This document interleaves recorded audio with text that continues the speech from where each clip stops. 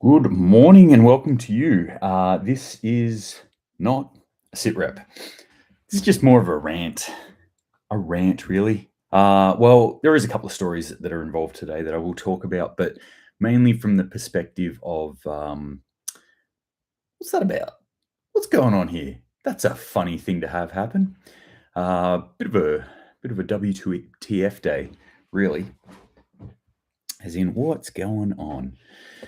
So yes, all right. There's still doom and gloom going on in the world. I'm not going to deny that. But today, let's just pump the brakes, take a step back from it, not necessarily have to think about all those nasty things that are happening in the world, because some really great things are happening in the world too. And there's some things that we should be thankful for. I think so anyway. Sometimes I wake up in the middle of the night at like 2 or 3 in the morning, and I get up and I'll maybe look at my phone or I'll read, have a glass of milk. And did that this morning. I was up at 3 in the morning and I was cleaning a glass and pulled out some paper towel. And it just made me think, like, paper towel, this is really peak civilization, is it not? The fact that we can put so much energy and resources into turning trees into a roll of paper whose sole purpose is to wipe up a mess. As my friend Bulge would say, it's called soaker paper. Soaker paper? You got your soaker paper there? 'Cause it's soaking up shit. Interesting, hey? Paper towel. It's one of those things where I always often think, like, if the apocalypse was to happen and we were to lose out on things, there's certain things that I'd be pretty upset about losing. I think coffee would be one of those things I'd be pretty upset about losing. And I'm talking about your fresh, sort of roasted, ground, espresso type cappuccinos, that type of coffee, not your freeze dried shit.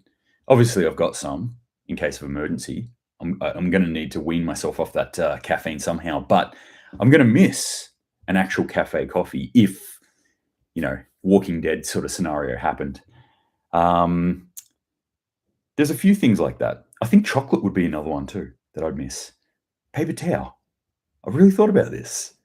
I never used to use it either. I've come to love paper towel. You just wipe something up and then you just throw that shit in the bin or into the compost or into the fire and off it goes. Wonder of wonders. Um, Alpha Omega Survival Supply on YouTube says rant, lol, I'm ready for some reality. Yeah, it's a bit of a rant today. Just a bit of a waxing lyric. And of course, if anyone's got any questions or wants to join in on the ranting, feel free. Let me know your thoughts on what's going on in the world at the moment. So I just want to make it a little bit more lighthearted today and not necessarily, get stuck in the weeds with the doom and gloom stuff. We can focus in on this stuff, and it's not all bad. In fact, it's quite the opposite. The goal of this channel here is to try and actually inspire people to become more self-reliant.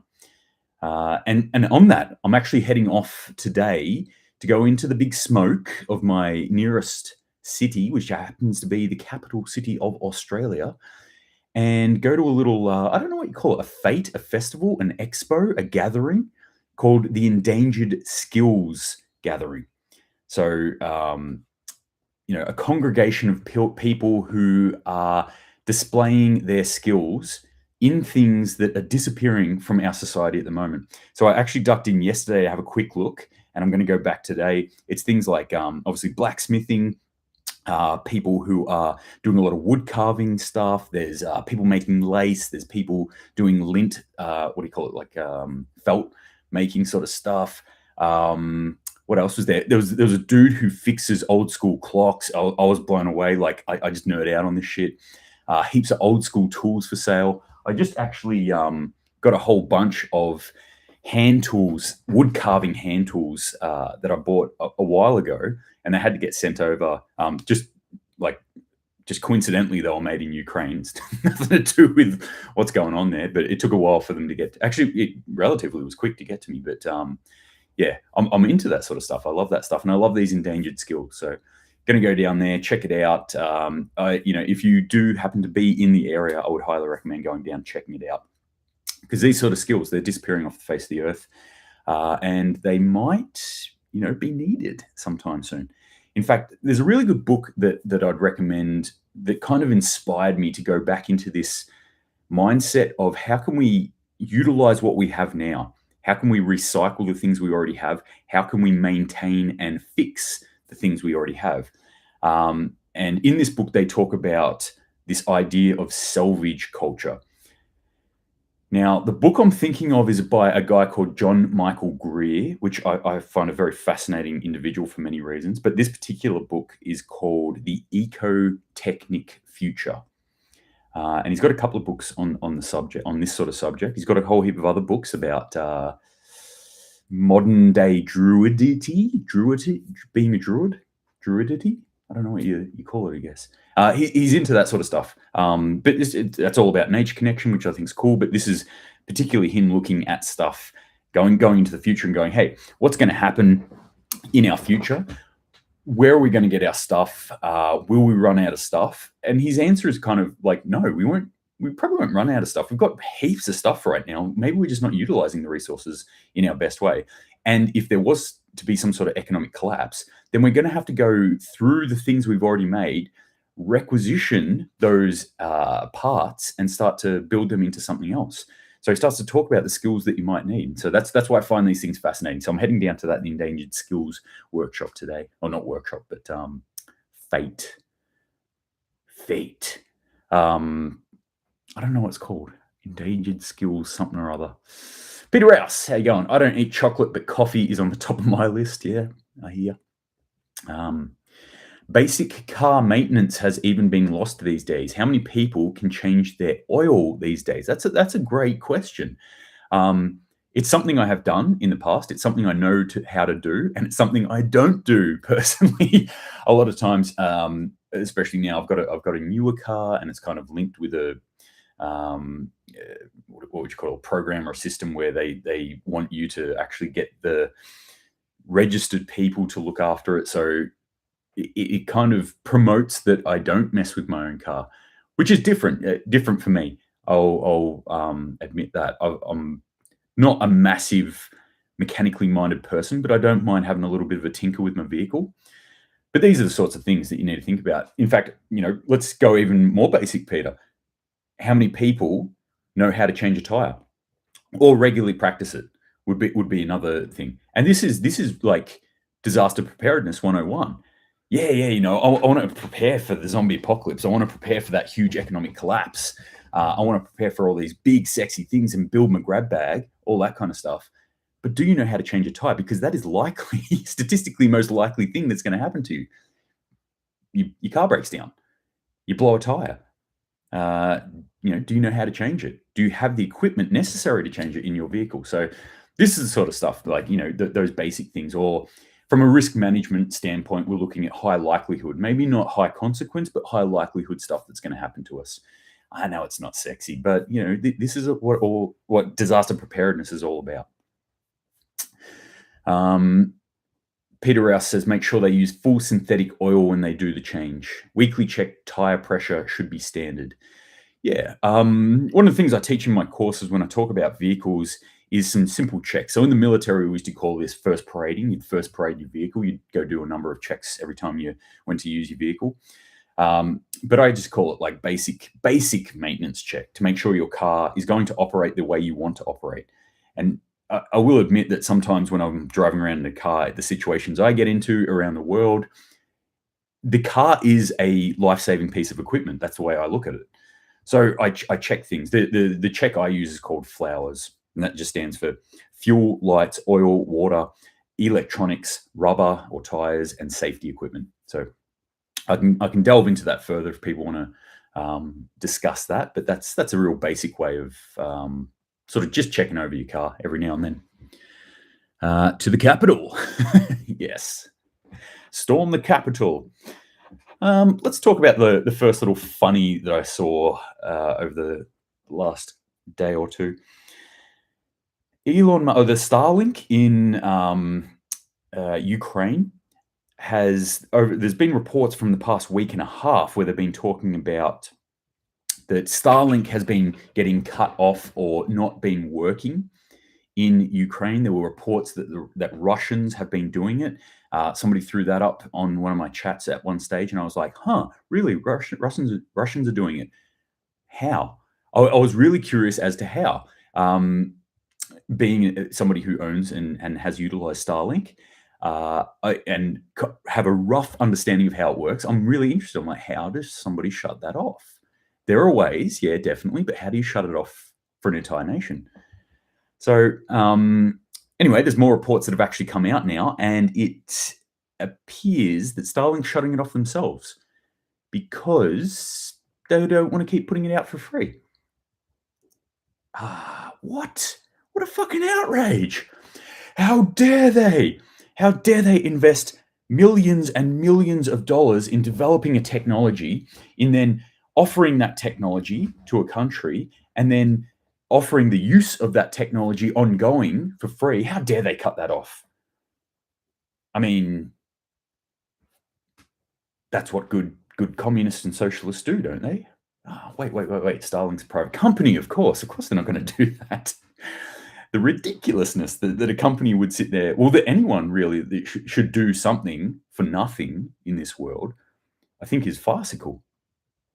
Even on a very basic level, if you think that you can just sit on your ass and everything will be okay and you'll be fed and life will happen to you and you'll be happy and it'll be unicorn farts and skittles, you need to check yourself. That's not reality, friends. You need to work. And I'm not saying you need to go work a job or whatever, but if you were plopped in the middle of a friggin' forest, you can't just sit there and expect to live. You need to go build some shelter. You need to go seek food. You need to find and purify water, just as a basic, as a start. That's the very, very minimum right there. And guess what? That requires energy. That requires you putting in energy. That's the way nature works.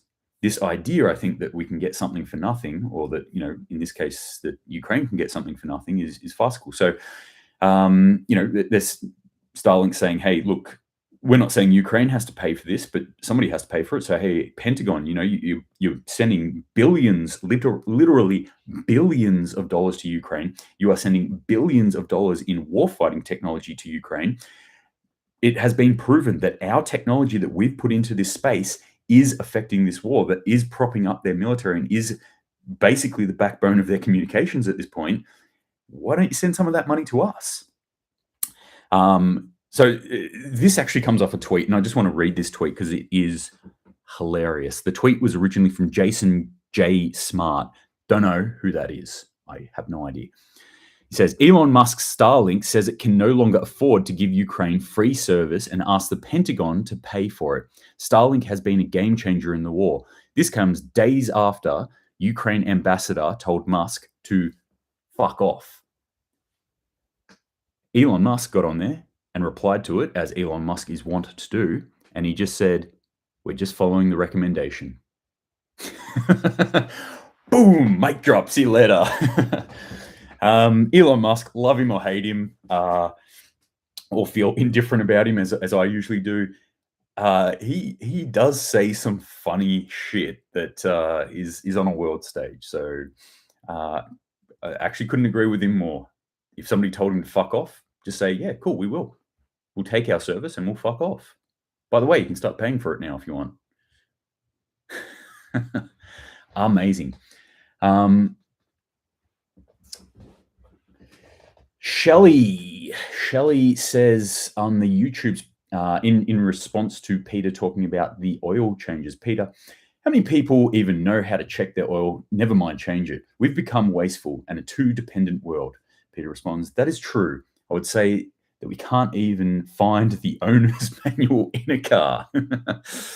So true. Unfortunately, when you say things like the type of oil that you use, actually I was teaching a lesson and I mentioned, like, hey, diesel engines, you might want to you need to check your owner's manual, of course, but here's some usual oils that go into diesel engines. And some people were like, what do you mean? I'm like, well, there's different types of oil and there's different types of radiator fluid that you want to put in there. And this thing that's brake fluid, and that one's for the power steering. And it was mind blowing to that person. They're like, oh shit. So you need to check that sort of stuff. Yeah, there's a whole heap of different things going on in your vehicle, and you need to check that stuff. Worthwhile knowing, I think. Even taking that next step as a prepper, and worthwhile having some of it on hand. Maybe in your car, or maybe just in your garage. Just something to think about. Peter says half the weapons being sent to Ukraine are ending up on the black market. I don't particularly love tooting my own horn, but I will say when they first announced, we could probably go back through my SitReps, it's somewhere in there. When they first announced that they're sending weapons into Ukraine, I said exactly that. I said, I think that somewhere between 50 to 75% of those weapons, if not more, will end up straight onto the black market. Because that's the way it works. Yeah, and Peter says 99% don't even know what the numbers mean on the oil. Oils and oils, as they say. It's a little nod to anyone who watched TV commercials in the late 80s and up through to the mid 90s. Eating cheese is sexist. There you have it. If you eat cheese, you misogynistic asshole, you're a sexist bastard. Guess what? I eat cheese. I eat lots of cheese. I fucking love cheese. So that makes me sexist because I love the cheese. This is coming from Peter. People for the ethical treatment of animals. Hey, I'm all for the ethical treatment of animals, by the way. Also eat cheese. No, that doesn't compute. That doesn't make work. So this is coming off the back of other comments that have gone out to the news, like we need to start encouraging people to not have sex with with men who eat meat. So meat eaters should be banned from having sex. Yeah, okay, sure. I also eat meat, so if I had the choice, I don't think this leads anywhere good. This is the problem with saying stuff like that. I don't think people actually think about that past that first layer. What are they actually saying? Where would this actually lead? Let's extrapolate that out for a little bit and see where that let's see where that leads to. Not good places. Not good places. And also demonizing people. I always, there are people that maybe should be demonized in our society. I don't think it's necessarily meat eaters or cheese eaters. That's kind of a weird attack to me. I don't like it. Anyway, if we do continue to go down this path, and for some reason people start taking it on, then I just want to come out right now and say 100% I'm going to be a celibate sexist. That's where I'm at, because I'm going to continue to eat meat, and cheese is damn tasty. I love it.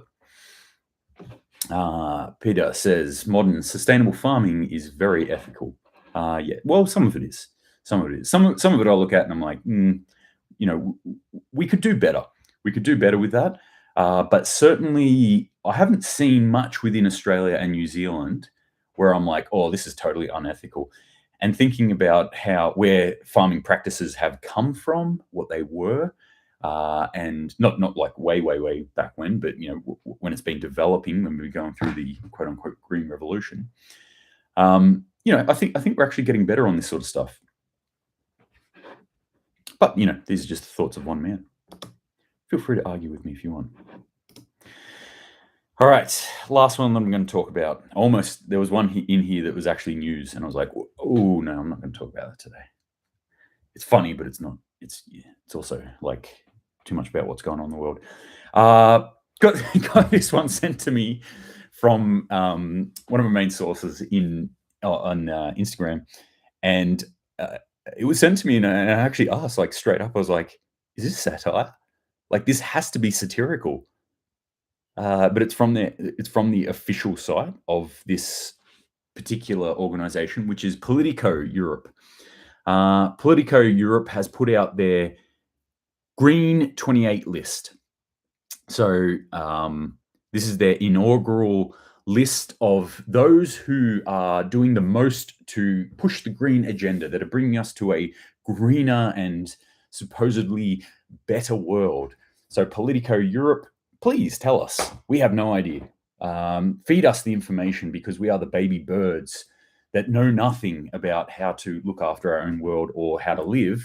Without you, we would obviously just be drinking motor oil, 10WD or something. It'd be crazy. So who's helping us out here? Who's making us green? Guess who topped the list? Mr. Vladimir Putin. Yep. Just let that sink in. Vladimir Putin. Politico Europe has said it took a war criminal to speed up Europe's green revolution. Vladimir Putin's brutal invasion of Ukraine has forced Europe to finally break its fossil fuel addiction. For this reason, he has topped our inaugural Politico Green 28 list.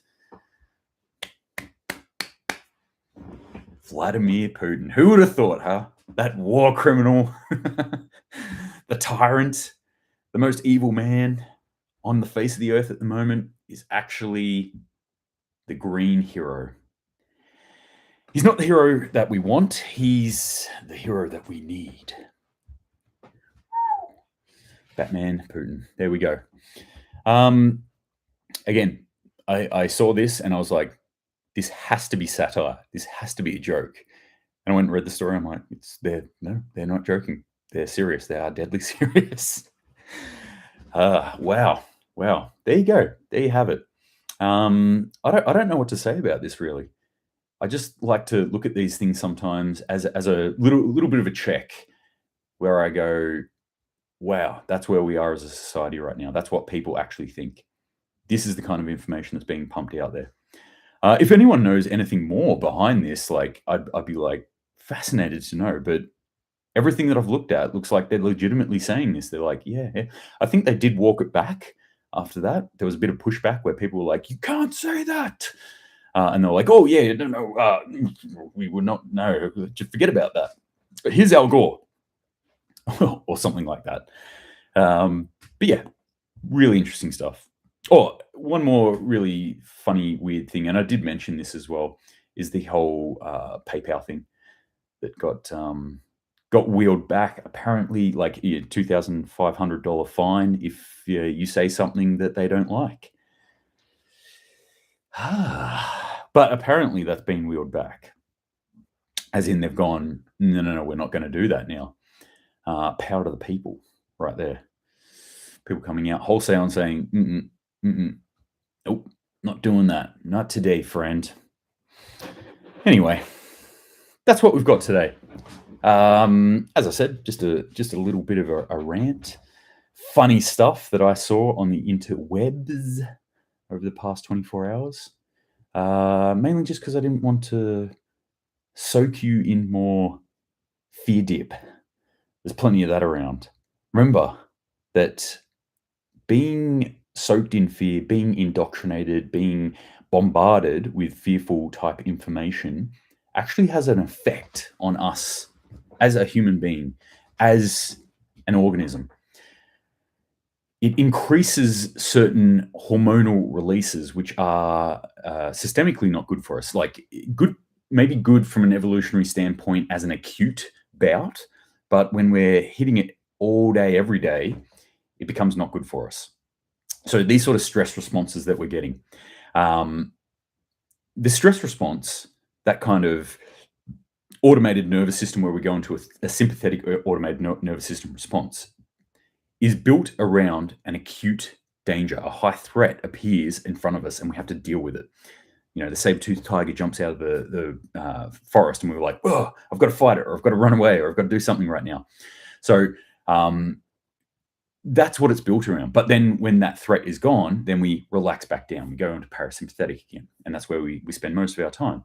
However, when you're constantly being bombarded by threats, then you're going to be more and more into that zone, and your body's going to be releasing things like cortisol, which has a, when it's being released all the time, has a pretty shitty effect on our body, i.e. like lowering immune systems, especially when you're got diseases floating around the world that might, will require immune system. But that's just one thing, right? So it's the constant exposure to this threat, to this stress, that is an issue. So every now and then, we need to just take a break from this sort of stuff and go like, hey, life's actually not that bad.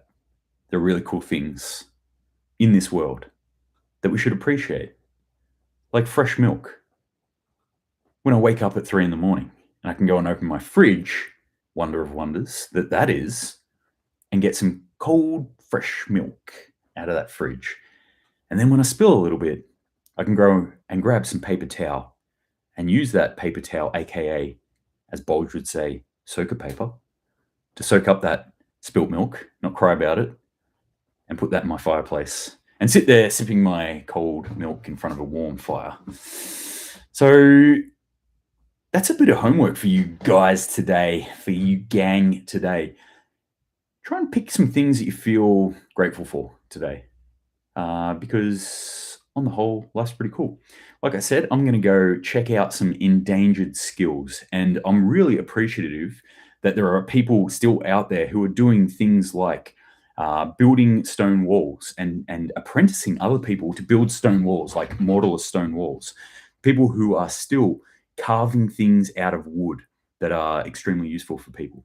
People who are still tinkering and fixing old watches. And even like he was a like one out of left field. Somebody who makes neon signs. I was blown away by that. I was like, oh yeah, neon signs. I suppose that is a disappearing art, right? But I'm going to go check out this expo today, check out some of these dying arts, and hopefully, be a bit more inspired myself to start bringing some of these things back into my life, as we all should be. So think about something you're grateful for today. Go and touch some paper towel, and think about changing your oil too, or at least go find out what oil your car needs. That's it for today, gang. Thanks for joining me on this rant. I really appreciate it. I appreciate every single one of you human beings who jump on and listen to these words. Time is valuable. You don't have to sit here and listen to some weird bearded dude talk at you, but you do. So I'm really, really, really thankful for that today. And every day, really. Hope you're having a great day. Remember to keep prepping, keep your eyes open out there, keep a big smile on your face. Go hug someone. Tell someone you love them. And then soak something up with some paper towel. All right, gang. Thanks, Captain Quest. I'll talk to you soon. Semper Paratus.